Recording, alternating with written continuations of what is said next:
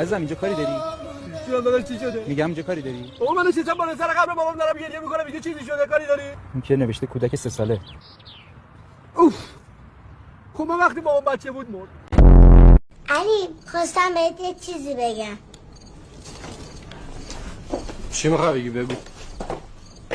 آقا اصلانو دزدیدن. جدی؟ آره. من قفلش نکرده بودم. حالی تو میخوام یه چیزی دیگه هم روم نمیشه. چرا رود نمیشه بگو؟ آخه خجالت میکشم. خجالت نکش بگو. خجالت نکشم؟ نه بگو. بگم.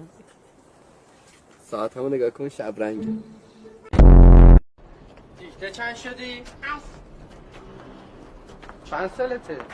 8. من هم سنته بودم 10-12 سالم بود.